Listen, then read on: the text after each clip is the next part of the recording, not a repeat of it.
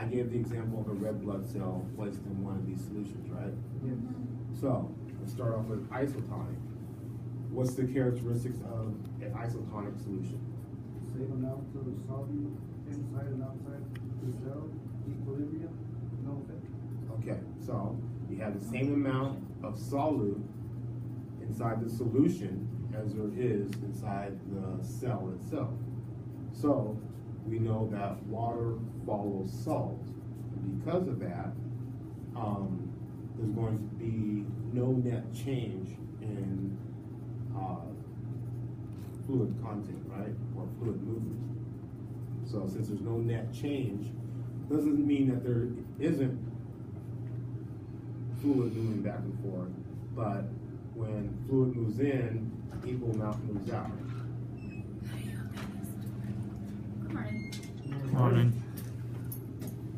So, therefore, it's at a state of equilibrium, and there is no change in the cell. Okay? What about hypertonic solution? Higher amount of solutes from solvent themselves. Okay, that's Higher right. solutes outside the cell wall, Yes, which in the, causes it in to the, shrink. in the solution. Right.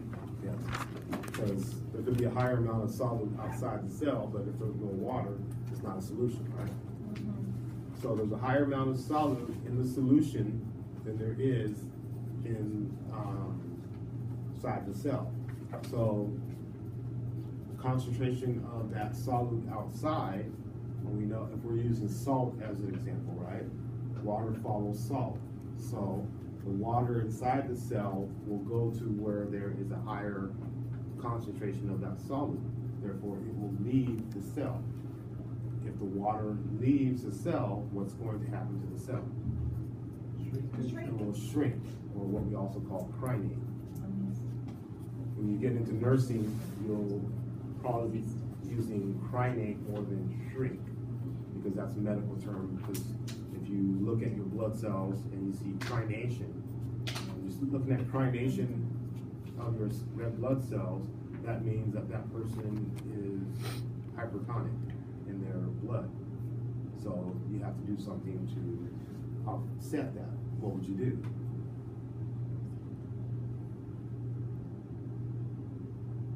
Would you give them a 10% saline solution, or would you give them a 5 to 6% saline solution? Well, they have more sodium in their circulatory So system, you which would is cold probably water, give- so you don't give them any sodium, as much So you would give them a lower Yes. dose of the saline. So it'd be like a 5 or 6% saline solution. More importantly, we're trying to get more fluids in there, okay? The more fluid you have in their system, the more dilute that concentration of solute in their blood is. Therefore, their blood cells will hopefully go back to normal. Hypotonic. Hypotonic means that there is a lower concentration of solute in the solution than there is inside the cells. And since we know water follows salt, the water that's on the outside will then flow into the cell because of that higher concentration, causing the cell to do what? Swell Swell or burst. or burst. If it swells too much, it's going to burst. That's also another problem we would have. Say, for instance, you were to drink a gallon of pure water.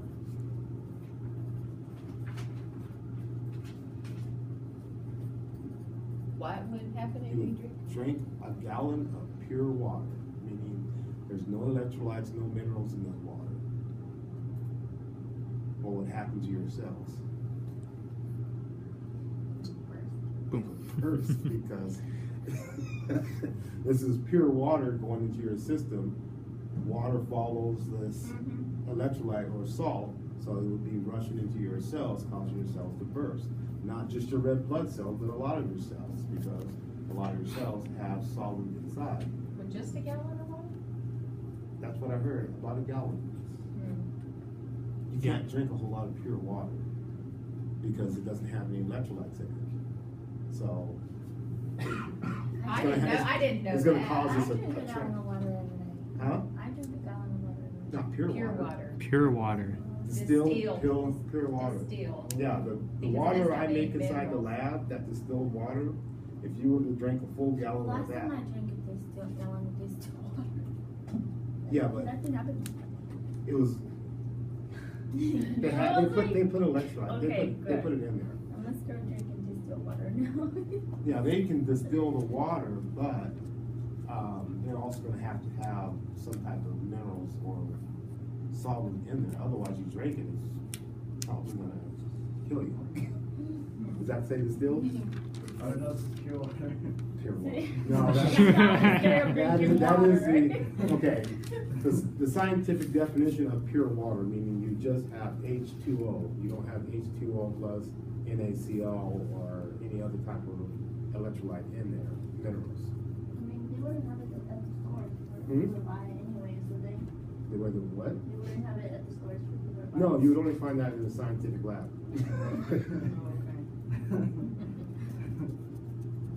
So there's no way of doing that accidentally. Yeah, I was watching a show where a guy was trying to make the perfect ice cube. So he went to a scientist to see if, you know, pure water, meaning without any electrolytes or solvent in it, made a better ice cube than regular water.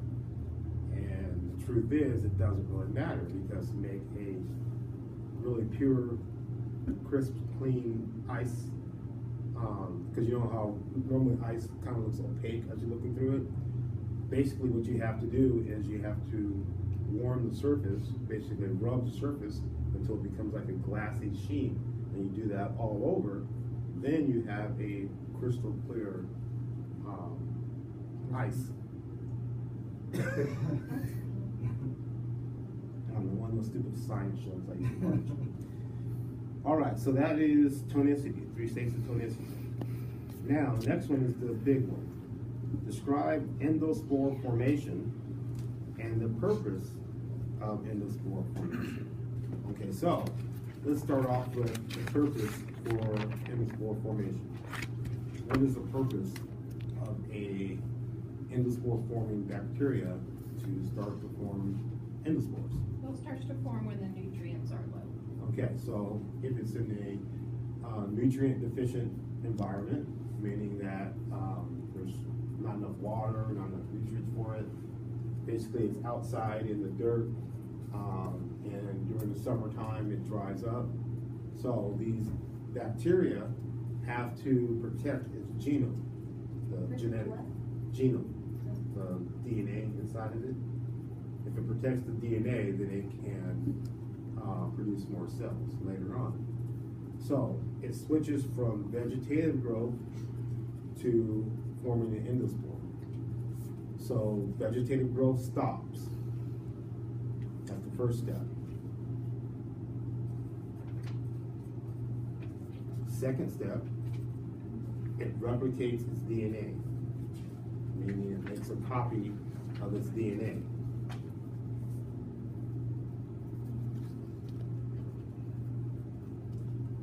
Third, it starts to form a forespore by producing a primary membrane, or first membrane. And that's going to section off the new copy of DNA from the old copy of DNA.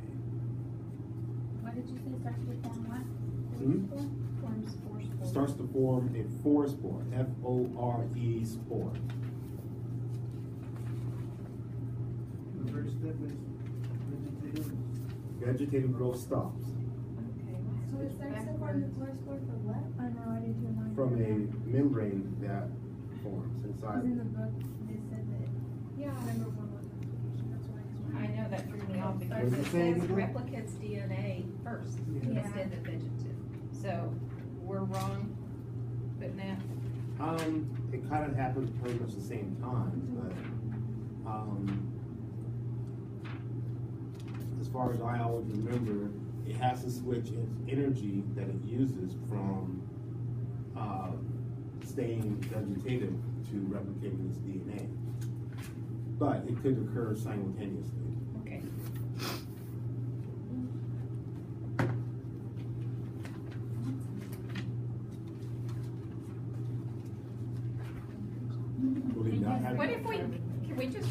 big huge diagram.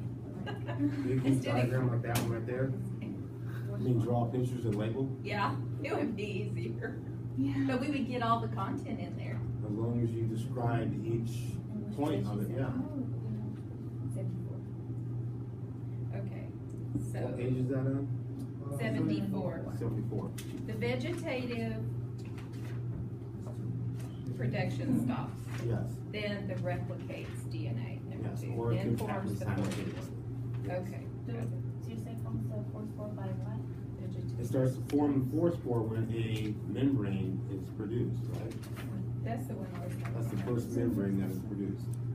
This will actually be number two. Vegetative stops, replicates DNA. Well, you have the picture out there, right there, why don't you describe it? This one? Yes.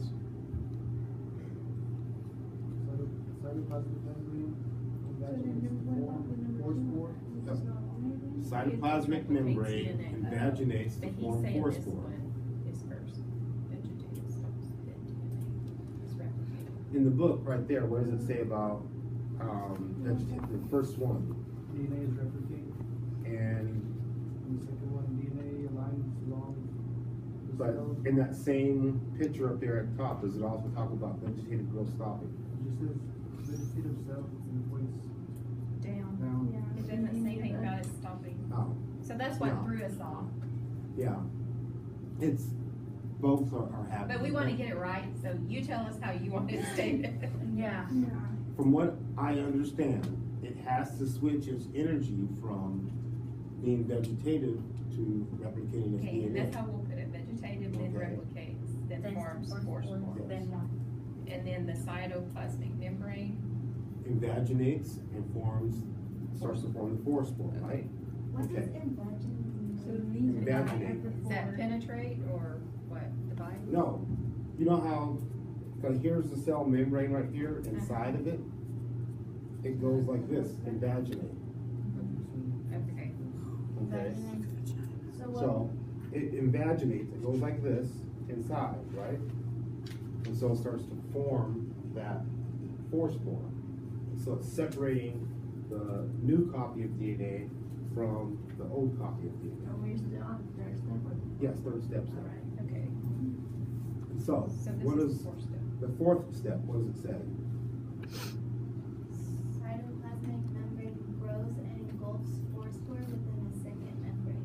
Okay, Vegetative cells DNA disintegrates. So, now, during that fourth step, a second membrane is being formed, right? So now you have an inner membrane, you have an outer membrane, right? The old copy of DNA is being degraded or disintegrates because it's no longer needed.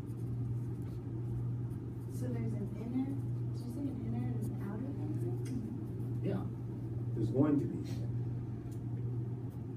In order to form the spore coat, there's going to be an inner and outer membrane, This was meaning that the peptidoglycan is going to start Like filling that, that's in the number. that, those, between those two membranes. Do you want to strictly form forespore without Peptidoglycan, together? so, Invaged.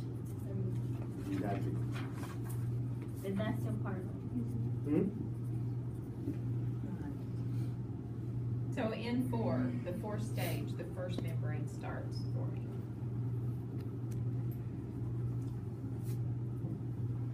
Yes, but. I thought it was the second. Second membrane started. In step 4, Yeah. the fourth picture, what does it say at the fourth picture? Cytoplasmic membrane grows It grows. and engulfs forespore within a second membrane. Yes. Vegetative cells DNA disintegrates. Okay, so the second membrane is now coming about. The DNA, the original copy of DNA is being disintegrated. And so now it's set up to do what? To start forming that spore coat. So that will be step 5? Step 5 coming up, yeah. Is when it forms. Okay. Okay, in step 5, what does it say?